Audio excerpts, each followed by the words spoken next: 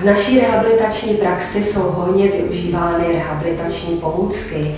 V tomto případě velké a malé míče, které mají stimulační účinek a používány jsou v terapii i domácí a pacient je instruován dle rad terapeutů. Akupresurní pomůcky jsou k dostání v potřebách zdravotnických či jsou na objednání i v našem rehabilitačním centru. S oblibou jsou využívány sedací klíny pro klienty s potížemi vertebrogenních syndromů. Mohou využít na pracovní židli i na křeslo.